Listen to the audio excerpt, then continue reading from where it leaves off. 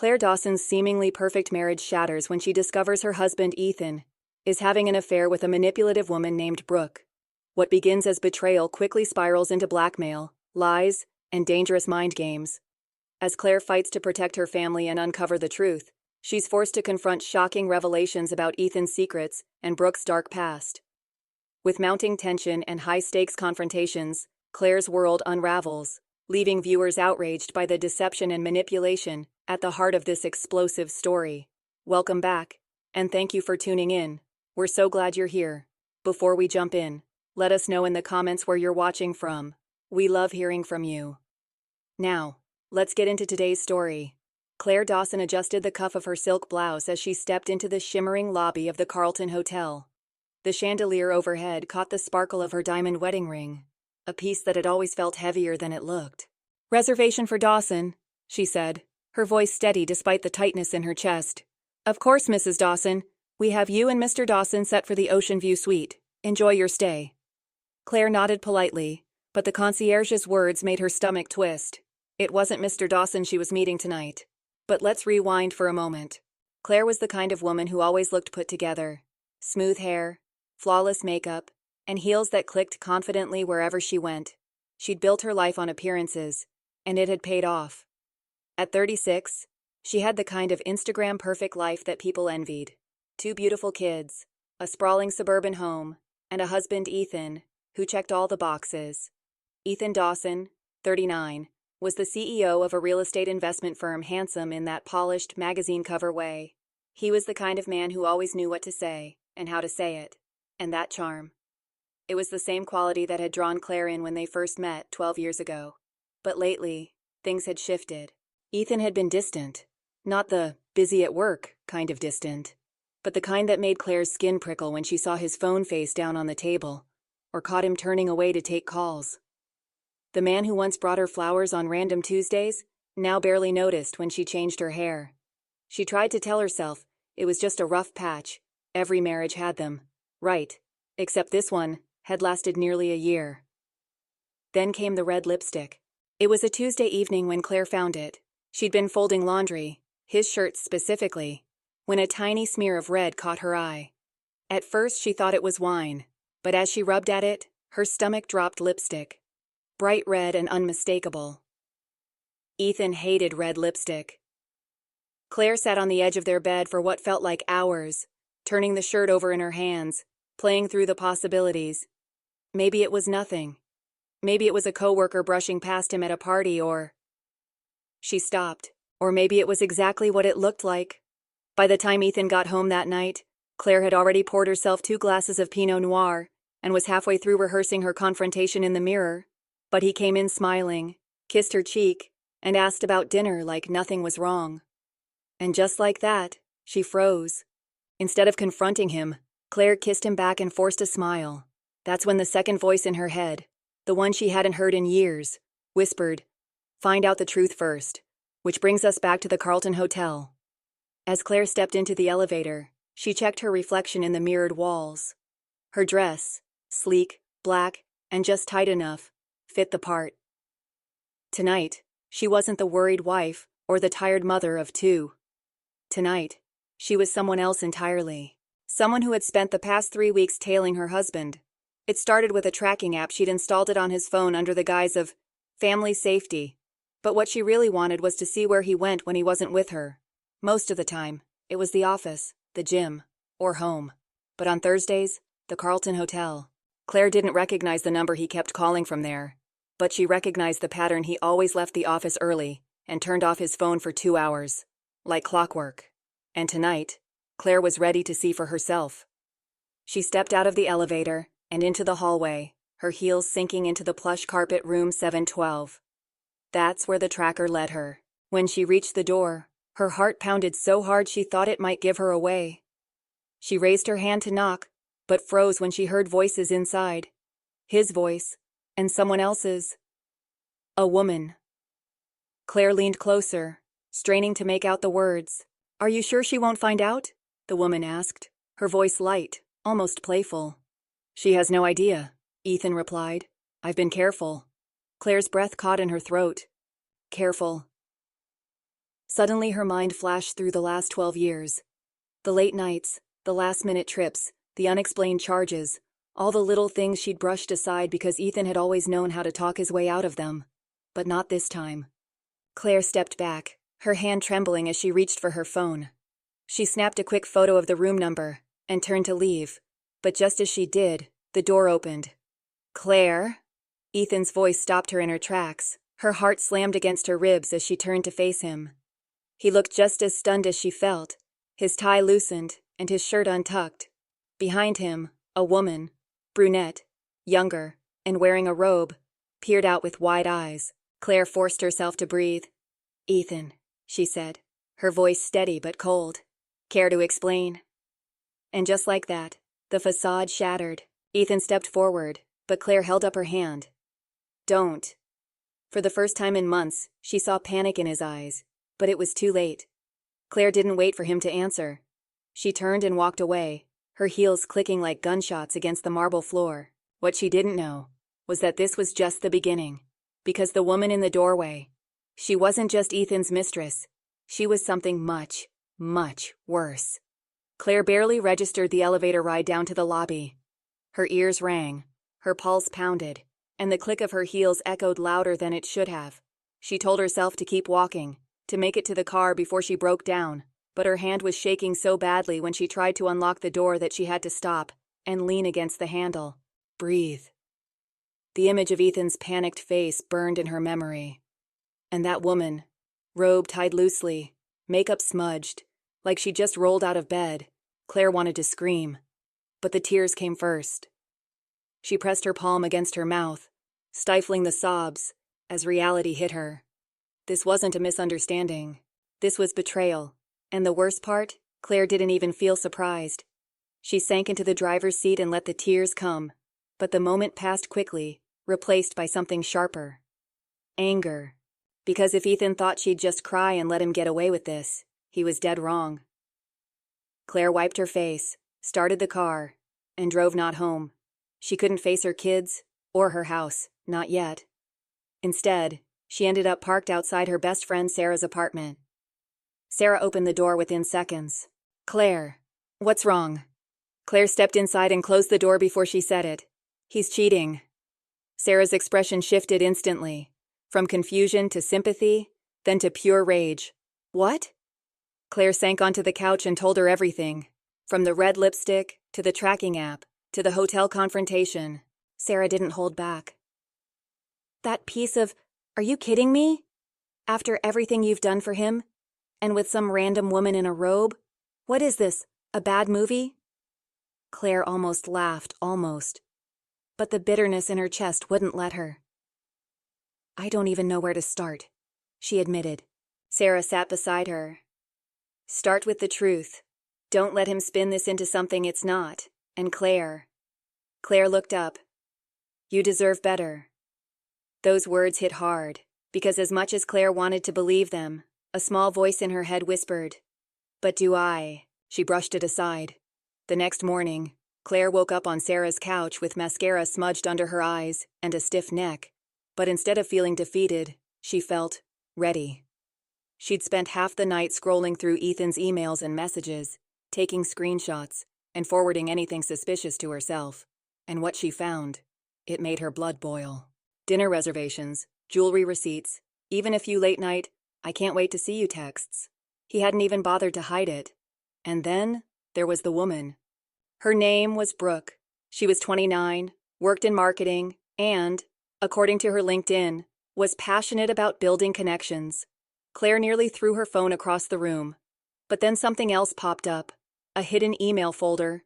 It took Claire a few tries to guess the password, but when she got in, her stomach dropped. Bank transfers thousands of dollars sent to someone named Brooke Mitchell over the past 6 months. It wasn't just an affair, it was a setup. Claire stared at the screen, her hands trembling. Who was this woman? And why was Ethan paying her? Claire knew one thing, this wasn't over. The confrontation came that night. Ethan walked in like nothing had happened, kissed her cheek, and asked about dinner. Claire let him go through the routine, pretending everything was fine. But when he finally sat down, she slid her phone across the table. "What's this?" he asked. "You tell me," she said. His face paled the second he saw the screenshots. Claire, I can explain. No. Her voice was sharp, steady. You don't get to explain. I know everything. The hotel, the money, Brooke. Ethan's mouth opened, then closed. I was going to tell you. Claire laughed, but it sounded hollow. Oh, sure. When before or after you drained our savings account? His eyes flickered. It's not what you think. Oh, really? Because it looks like you're cheating with some marketing Barbie and paying her for the privilege. That hit a nerve. Ethan pushed back from the table, running a hand through his hair.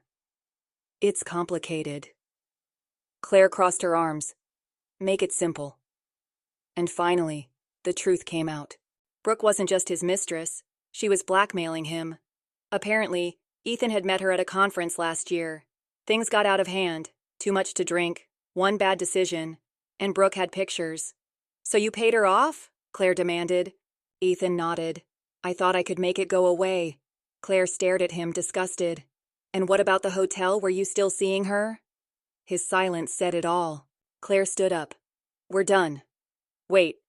No, Ethan. You don't get to wait. You don't get to fix this. You lied, cheated, and dragged our family through the dirt. And for what? He didn't have an answer. By the time Claire left the house that night, she had one goal. To make sure Brooke paid too. Because if this was a game, Claire wasn't playing to lose. Claire didn't sleep that night. Instead, she sat at Sarah's kitchen table, staring at her phone like it held the answers to everything. Brooke Mitchell. The name felt like acid on her tongue. Claire had already searched every social media profile she could find. Brooke's Instagram was a curated nightmare. Sunsets, designer bags, and captions like, living my best life. Claire scrolled through pictures of Brooke lounging by pools, sipping cocktails, and showing off outfits that cost more than Claire's monthly mortgage. What really set her off, though, were the captions. Sometimes you have to take what you deserve.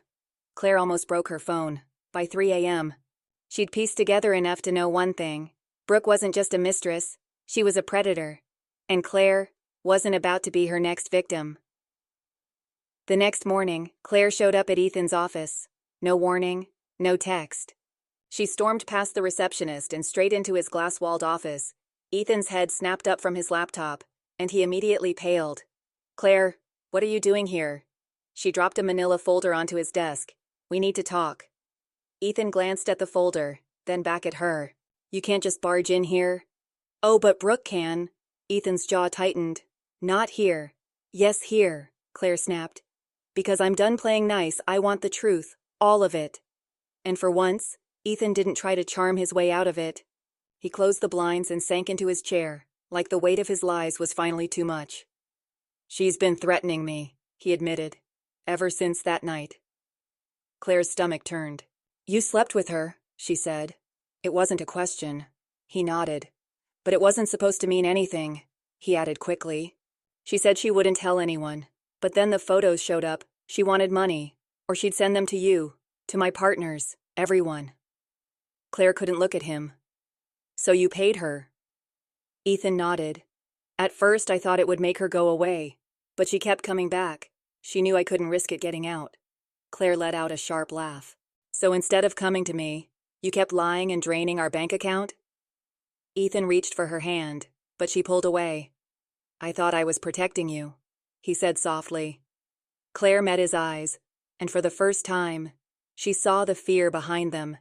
Protecting me? She repeated. By humiliating me, by letting her control our lives? Ethan looked down. She's not going to stop, is she? Claire said. No, he admitted. Not unless we stop her first. That's when Claire made her decision. She wasn't just going to confront Brooke, she was going to destroy her. Later that afternoon, Claire sat outside Brooke's apartment in her car, rehearsing what she was going to say. The building was exactly what she'd expected. High-end, modern, and completely out of Brooke's price range. Except Claire knew now that Brooke hadn't been paying for it herself. Claire grabbed the folder of receipts and bank statements from the passenger seat. She was ready. Or so she thought. When Brooke opened the door, she didn't even pretend to be surprised. Well, Brooke said, leaning against the frame with a smirk. Look who finally decided to show up. Claire's nails dug into her palms, but she forced herself to stay calm. Can we talk? Brooke raised an eyebrow. I think we already did, through Ethan's bank account. Claire pushed past her and into the apartment before Brooke could stop her. It was even worse than Claire imagined. Pristine furniture, expensive artwork, and luxury everywhere she looked. Claire turned to face her. How long has this been going on? Brooke shrugged. 6 months. Maybe more time flies when you're having fun. Claire's hands shook, but she held Brooke's gaze. I know about the blackmail. Brooke's smile faltered for just a second before she recovered. Blackmail? She laughed. You think I needed to blackmail him? Please, your husband practically begged for it. Claire's chest tightened, but she didn't let it show. You think you're untouchable, don't you? Claire said quietly. Brooke's smile dropped completely. What are you talking about? Claire stepped closer. I'm talking about fraud, extortion, money laundering. Brooke blinked. You didn't think I'd look into you? Claire continued. Your accounts? Your fake business licenses? The photos you used to threaten him? Brooke's confidence wavered. Get out. No, Claire said. I'm not going anywhere. And that's when Brooke snapped. She lunged at Claire, grabbing her arm and shoving her back toward the door. But Claire was ready. She twisted out of Brooke's grip and shoved her back. Try that again, Claire said, and I'll make sure the cops have enough evidence to lock you up for years. Brooke froze. You're bluffing. Claire pulled out her phone and showed her the screenshots, emails, bank transfers. Even a recording of Ethan admitting everything. Still think I'm bluffing? Brooke's face turned pale. What do you want? She whispered. Claire didn't hesitate. Everything. The next day, Claire met with Ethan and his lawyer. By the end of the week, Brooke had returned every cent, and then some. But Claire wasn't finished. Because while Brooke might have been out of the picture, Ethan still had to answer for what he'd done. And Claire, she wasn't sure if forgiveness was even an option. Stick around, because we're about to uncover the final secrets. And trust me, you won't want to miss what happens next. Don't forget to like, share, and subscribe. Ready to Claire sat in her car outside Ethan's office, tapping her fingers nervously against the steering wheel. The plan was in motion, but the stakes felt higher than ever. She'd taken the first steps to dismantle Brooke's scheme, but now she had to face the bigger problem, her marriage. As much as she wanted to see Ethan as just another villain in her story, the truth was more complicated. He wasn't innocent, but he wasn't Brooke, either. And now, Claire had to decide what to do with the mess he'd created. Her phone buzzed, a text from Sarah. Did you talk to the lawyer yet? Claire typed back quickly. Not yet. Going in now. Sarah's response was immediate. Stay strong. Don't let him twist this. Claire locked her phone and stepped out of the car. Inside, Ethan was pacing behind his desk. The tension in his shoulders was obvious, but when he saw Claire, he tried to play it cool. Thanks for coming, he said. Claire shut the door behind her. I didn't do it for you. Ethan winced. Fair enough. He gestured to the paper spread across his desk. I started drafting an agreement. It gives you full custody. And the house, I'll take the condo downtown. It's the least I can do. Claire's heart skipped. You're leaving? Ethan nodded. I figured it's what you wanted. And just like that, the anger Claire had been holding on to cracked. What I wanted was a husband who didn't cheat, she snapped. What I wanted was a partner who didn't lie to me. Ethan sank into his chair. I know. And I'm sorry, but I can't undo it. Claire stared at him, searching for any sign that he really understood what he'd done, but all she saw was guilt, and maybe a little bit of fear. Do you even love me? She asked. Ethan's head snapped up. Of course I do. Then why? He ran a hand through his hair. Because I was stupid and scared and selfish, but Claire, Brooke wasn't anything to me. You are. For the first time, Claire saw the cracks in his armor, the guilt, the shame, and the desperation to fix what he'd broken. But was it enough? Before she could answer, her phone buzzed again. Sarah, you need to come home now. It's about Brooke. Claire sped back to the house, her heart pounding. When she walked in, Sarah was already there, pacing the living room. Tell me what's going on, Claire demanded. Sarah shoved her phone at her. Brooke, she's not done. Claire's stomach dropped as she read the message. Tell your husband to pay up, or the photos go public, clock's ticking. Claire's hands shook. How did she even? Sarah cut her off. She's desperate and dangerous. You need to call the police. But Claire shook her head. No, not yet. Sarah's jaw dropped. Are you kidding me, Claire? She's threatening you.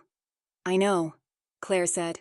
But if I go to the cops now, she'll leak everything out of spite. I need to be smarter than that. Sarah crossed her arms.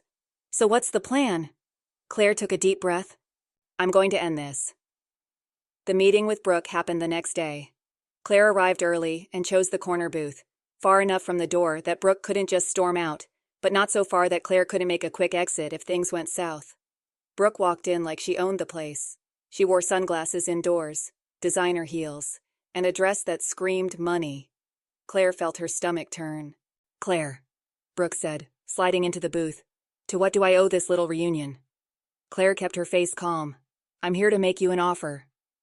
Brooke raised an eyebrow. Oh, this should be good. Claire slid a flash drive across the table. Everything you've done, the blackmail, the fake accounts, the extortion, it's all on there. Brooke hesitated, then smirked. So what, you're bluffing? Claire leaned in. Try me. I have copies everywhere. My lawyer, my friends, even a few reporters. If anything happens to me, or to Ethan, or to our kids, the whole world's going to know exactly who you are. For the first time, Brooke's confidence faltered. What do you want? She asked. Claire didn't blink. You're going to disappear. No more threats, no more messages. You'll pay back every dime, and then you'll vanish. Brooke scoffed. And if I don't? Claire's lips curved into a smile that didn't reach her eyes. Then I'll make sure you don't have a life to come back to. Brooke stared at her for a long moment, but Claire didn't flinch. Finally, Brooke grabbed the flash drive and stood. You're going to regret this. But Claire just watched her go. Because for the first time in months, she didn't feel afraid. She felt free. That night, Claire met Ethan at the house. Brooke was gone. The lawyer confirmed the payments had been returned, but the damage that was going to take longer to fix. I don't know what happens next, Ethan admitted, but I'm willing to fight for this for us. Claire looked at him for a long time before answering, then start by earning it. And as Ethan nodded, Claire realized that maybe, just maybe, she was ready to fight for it too. Don't go anywhere yet. The final chapter is coming up, and trust me, you won't want to miss it. Don't forget to like, share, and subscribe for more stories like this. Claire paced the living room, her mind racing as she replayed Brooke's parting words over and over. You're going to regret this. It wasn't the words that scared her. It was the way Brooke said them, calm cold, like someone who wasn't finished yet. Ethan sat on the couch, his elbows resting on his knees. Claire, maybe we should just go to the police now. She shook her head. We can't. Not yet. She's desperate.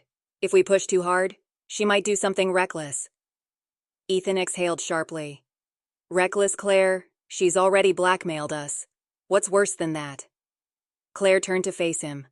I don't know, but I'm not taking any chances.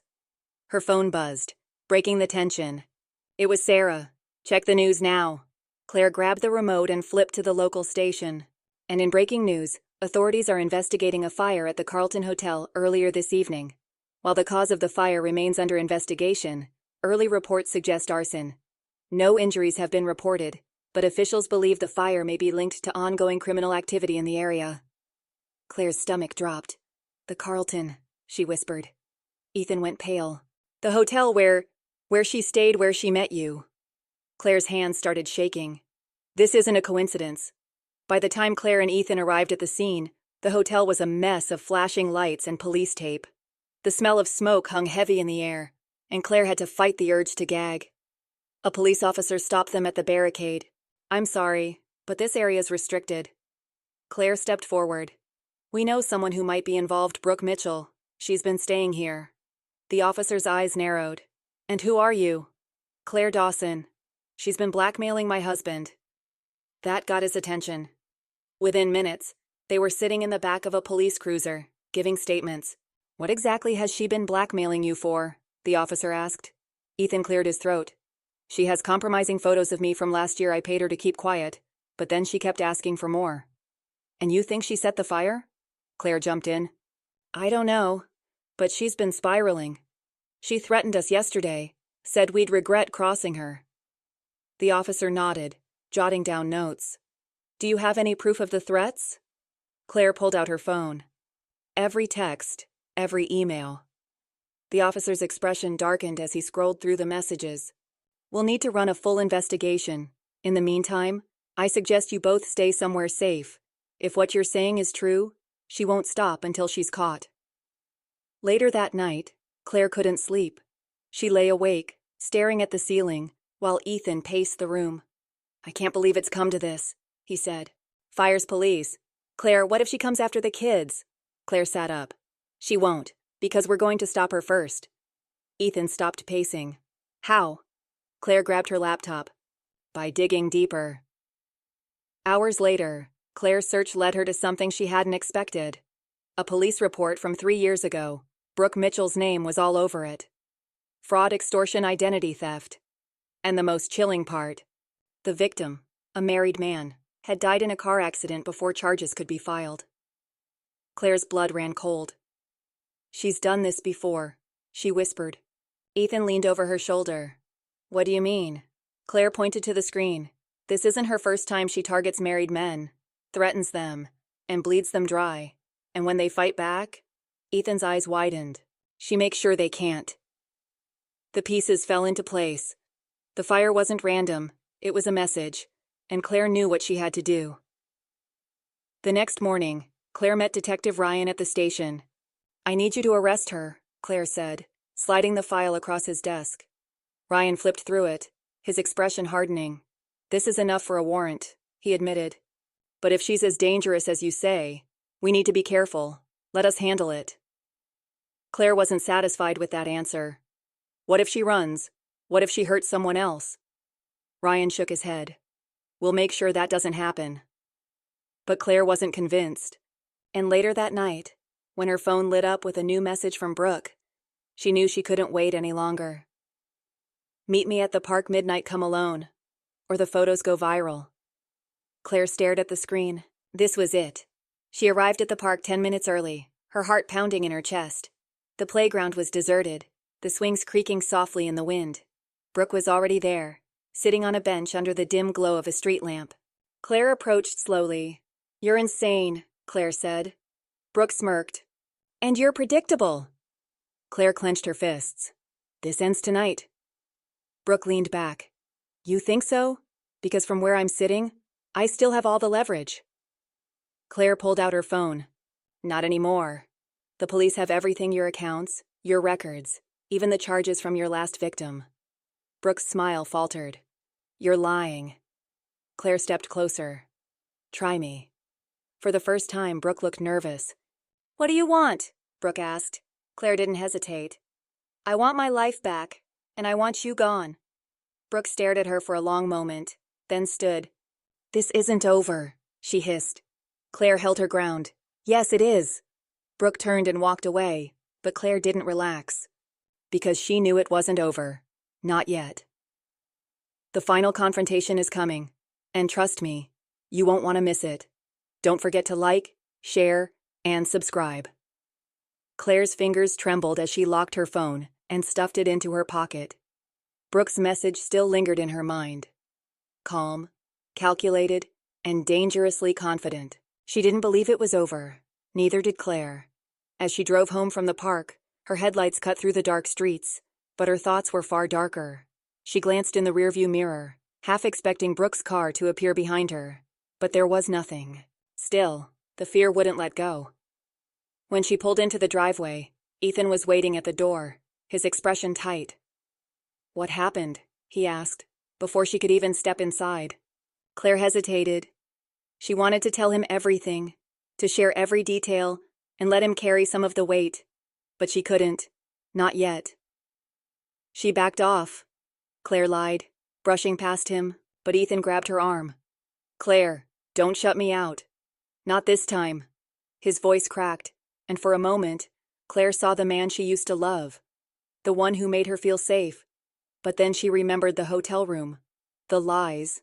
The money. She pulled her arm free. I'm handling it. And with that, she walked upstairs, leaving Ethan standing alone in the entryway. Hours later, Claire sat at the kitchen table, staring at the flash drive she'd used to threaten Brooke. It wasn't just leverage, it was evidence. Hard proof of Brooke's crimes. But proof only worked if someone actually used it. Claire knew she had two choices: turn it over to the police, or use it as a final weapon to take Brooke down herself. Her phone buzzed again. This time it wasn't Brooke. It was Sarah. Are you okay? Call me? Claire hesitated, then dialed. Sarah answered on the first ring. Claire, you need to get out of the house, she said, her voice low and urgent. Claire froze. What? Why? I've been following Brooke's accounts online, her social media, emails, everything you sent me. She's not backing down. She just posted a picture. Your house, Claire. She's watching you. Claire's blood ran cold. She ran to the window and peeked through the curtains. The street looked empty, but that didn't mean anything. She's here, Claire whispered. Call the police, Sarah said, but Claire shook her head, even though Sarah couldn't see her. No, I can't risk it. Claire, I'll handle it. She hung up before Sarah could argue. Claire grabbed the flash drive and stuffed it into her purse. She wasn't going to hide. Not this time. Where are you going? Ethan called as she marched toward the door. To end this. Ethan grabbed his keys. Not alone, you're not. Claire wanted to argue, but the look on his face stopped her. He wasn't asking for permission. So, for the first time in months, they faced something together. The address Brooke had sent earlier led to an abandoned warehouse on the outskirts of town. Claire's stomach twisted as she stepped out of the car.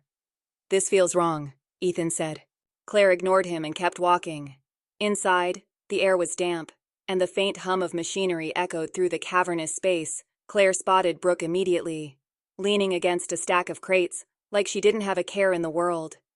You really don't know when to quit, do you? Claire called out. Brooke straightened and smirked. I could say the same about you. Ethan stepped forward. You're done, Brooke. We have enough evidence to bury you. But Brooke didn't flinch. Do you? She asked, stepping closer. Because from where I'm standing, you've got nothing but empty threats. Claire pulled out the flash drive and held it up.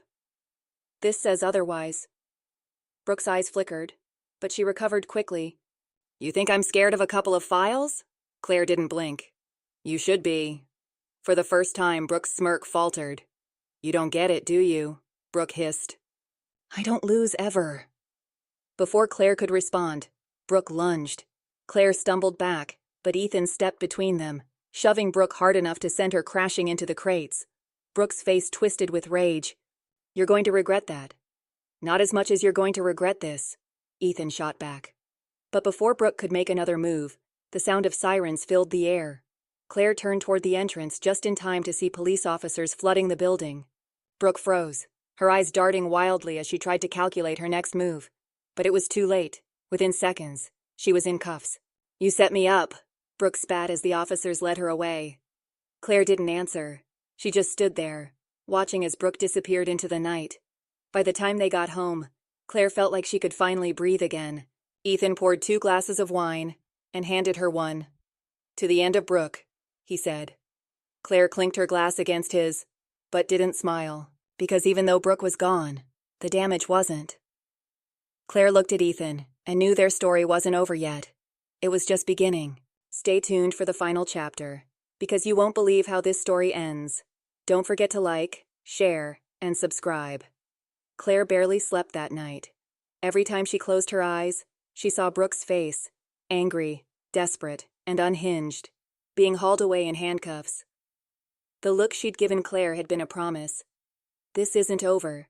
Claire sat up in bed and rubbed her temples. She'd won the battle, but the war still felt unfinished. Ethan stirred beside her. You okay? He mumbled, his voice groggy. No, she admitted. I can't stop thinking about her. Ethan sat up and rested his hand on her shoulder. She's in jail, Claire. It's over. But Claire shook her head. What if it's not? What if she gets out on bail? What if she has something else planned? Ethan pulled her closer, but she didn't relax. She's dangerous, Ethan. And I don't trust that she's just going to let this go. The next morning, Claire's fears were confirmed. Her phone buzzed with a notification, an email. She froze when she saw the sender's name. Brooke Mitchell. Ethan, who had just stepped out of the shower, saw the look on Claire's face. What is it? Claire handed him the phone. She's out.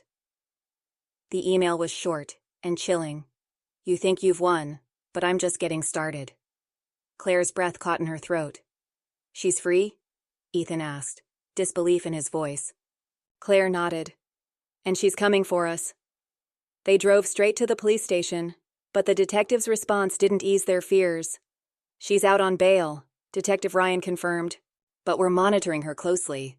Claire slammed her hands on the desk. Monitoring her? She just threatened us. Ryan sighed.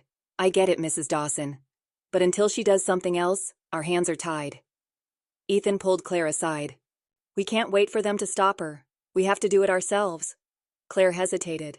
How? We need to find out what she's planning and stop her before she gets the chance.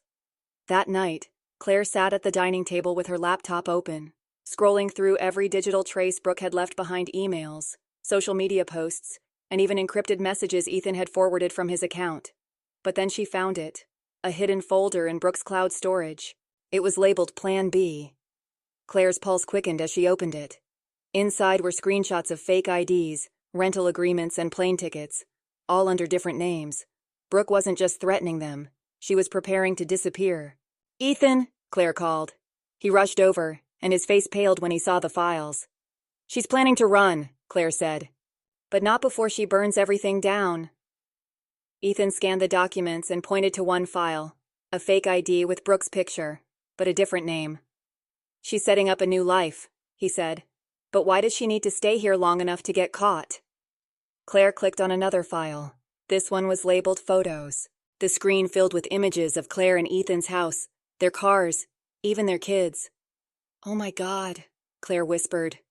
She's watching us, Ethan said, his voice shaking.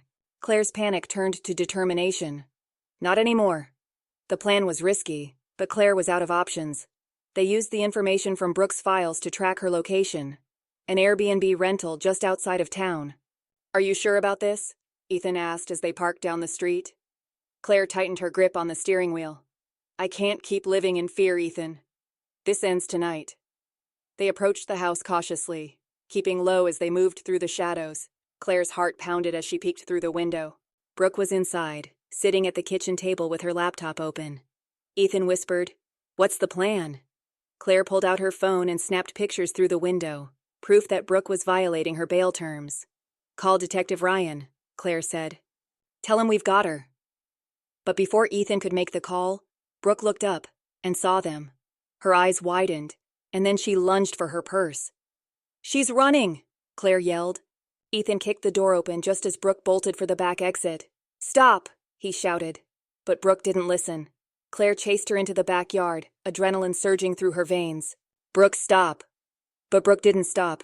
She kept running, straight toward the street. That's when the police car screeched to a stop, blocking her path. Officers jumped out, guns drawn. Freeze! Brooke skidded to a halt, her hands in the air. Claire collapsed to her knees, her chest heaving as relief washed over her. It was over. Back at the station, Claire and Ethan watched as Brooke was processed. This time, Detective Ryan said, she's not getting out. Claire leaned into Ethan's side, letting the exhaustion hit her all at once. But even as Brooke was led away in handcuffs, Claire knew the scars would take time to heal. Later that night, Claire stood in the kitchen, sipping tea and staring out the window. Ethan came up behind her, wrapping his arms around her waist. It's really over this time, he said softly. Claire nodded, but the weight in her chest lingered. Do you think we can fix this? She asked. Ethan turned her to face him. I don't know, but I want to try. And for the first time, Claire believed him. Don't go anywhere. There's one final twist you won't see coming. Make sure to like, share, and subscribe so you don't miss it. Claire stood by the window, clutching her mug as the first rays of morning light crept through the blinds. The house was quiet. Too quiet. She wanted to believe it was over, that Brooke was gone for good, but something didn't sit right. Her phone buzzed. She grabbed it so fast she nearly dropped it. It was Detective Ryan. "Call me as soon as you get this." Claire's stomach flipped. She hit dial, her heart pounding as Ryan answered. "We have a problem," he said without preamble. Claire gripped the edge of the counter. "What now?" "Brooke made bail again." The words hit like a punch to the gut. "What? How is that even possible?" Ryan sighed. "She has connections, money. Someone's pulling strings for her, but we're working to shut it down." Claire's head spun. "I can't do this again, Ryan. I can't keep looking over my shoulder every second of the day." "Listen," he said. "We've got officers stationed near your house. If she makes a move, we'll be ready." But Claire didn't feel safe. Not anymore. That night, Claire double-checked every lock and window in the house before crawling into bed. Ethan tried to reassure her, but his words sounded hollow. Hours passed. Claire lay wide awake, staring at the ceiling and replaying the last few days. The threats, the fire, the chase. And now Brooke was free. Again. Suddenly a noise outside snapped her out of her thoughts. Footsteps. Claire bolted upright. Ethan. He was already at the window, peering through the blinds. "There's someone out there," he whispered. Claire grabbed her phone and dialed Ryan. "It's her," she said as soon as he picked up. "She's here!" Ryan didn't hesitate. "Stay inside, I'm on my way." But before Claire could respond, the front door rattled. Ethan ran downstairs, and Claire followed close behind. "Get back," Ethan shouted as the door burst open. Brooke stepped inside, her eyes wild and desperate. "Where is it?" she screamed. Claire froze. "What are you talking about?" "The flash drive." Brooke lunged toward Claire, but Ethan grabbed her arm and shoved her back. "Stay away from her." Brooke staggered but didn't stop. "You think you can ruin my life and just walk away?" she snarled. Claire backed up, her hands trembling. "You did this to yourself." But Brooke wasn't listening. She reached into her coat and pulled out a knife. Claire's breath caught. "Put it down," Ethan said, his voice steady despite the fear in his eyes. Brooke shook her head. "Not until I get what I came for." Claire tried to stall. "You're not thinking clearly, Brooke." But Brooke's grip tightened. "I'm done playing nice." Just as she stepped closer, sirens wailed in the distance. Brooke's eyes darted toward the door, and in that moment of hesitation, Ethan tackled her. The knife clattered to the floor as they struggled. Claire lunged for it, grabbing the blade and kicking it out of reach. "Ethan!" she screamed. Brooke clawed at him, but he pinned her down just as the front door burst open, and officers swarmed in. "Drop her!" one of the officers yelled. Ethan stepped back, hands raised, as the officers pulled Brooke off the floor and cuffed her. "You can't do this!" Brooke screamed, her voice breaking as they dragged her outside. But Claire didn't feel sorry for her. Not this time. Hours later, Claire sat in the kitchen, staring at the cup of coffee in front of her. Ethan walked in, his shirt stained and torn, but his face was calm. "You okay?" he asked. Claire nodded. "I think so." The adrenaline was gone, replaced by exhaustion. But for the first time in weeks, Claire felt something else too. Relief. "She's really gone?" Ethan sat down across from her. "Ryan said they're holding her without bail this time, and with the evidence we gave them, she won't be getting out anytime soon." Claire let out a shaky breath. Good. But then Ethan reached for her hand, and she froze. "Claire, I know I messed up. I know I hurt you. But I need you to know. I never stopped loving you." Claire stared at him, the memories of the past few weeks flooding back. The lies, the betrayal, the danger. And yet, he'd been there through it all, fighting beside her, protecting her. "I don't know if I can forgive you," she said quietly. Ethan nodded, his eyes glassy. "I'll give you as much time as you need." Claire looked down at their hands, laced together. She wasn't ready to let him go, but she wasn't ready to let him all the way back in either. "I guess we'll see," she said. Days turned into weeks, and slowly, Claire began to feel normal again. The locks were changed, the security system upgraded, and the kids finally came home after staying with Claire's parents. But the scars remained.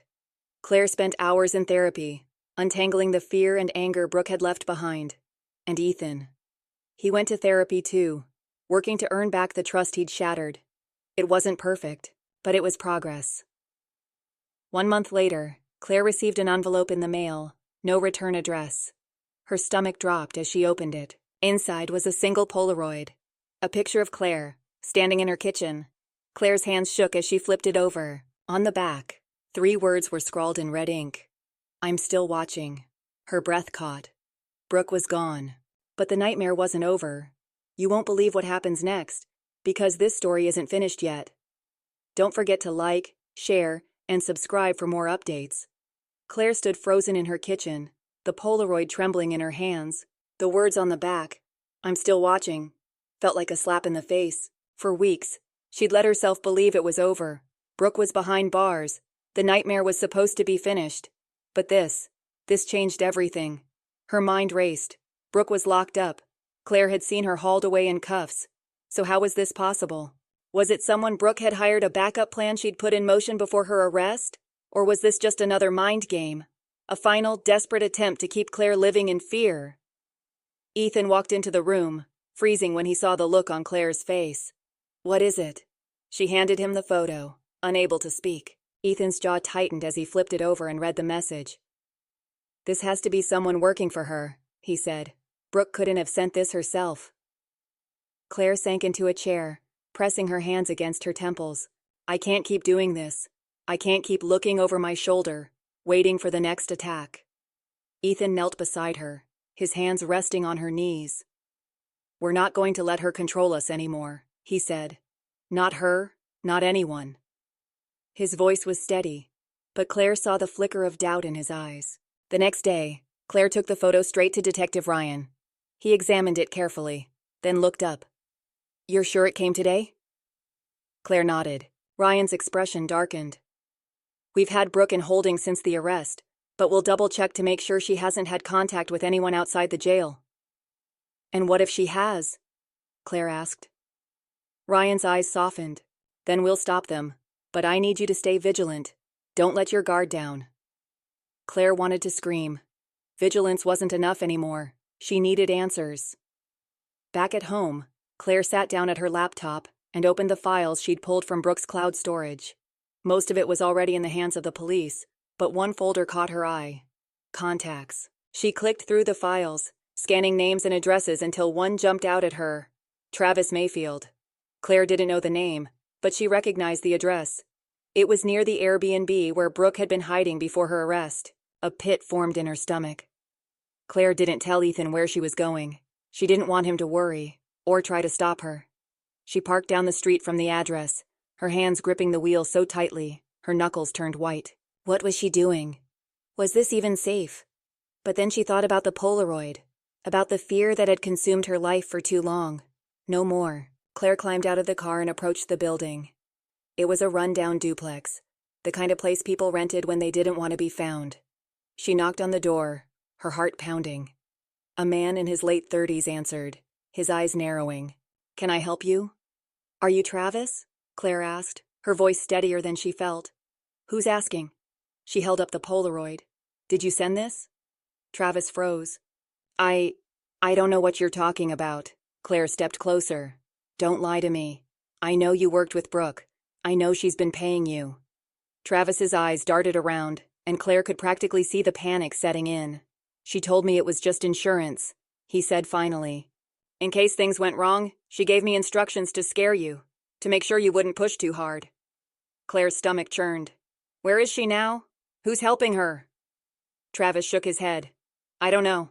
I swear I just followed orders." Claire stepped back. She could see the fear in his eyes, the same fear Brooke had used to control Ethan. But this time, it wasn't enough. "Stay away from me and my family," Claire warned. "Because if you come near us again, I won't call the cops, I'll come for you myself." That night, Claire sat on the porch, staring out at the darkened street. Ethan joined her, handing her a cup of tea. "Did you find anything?" he asked. Claire hesitated, then shook her head. "Not yet."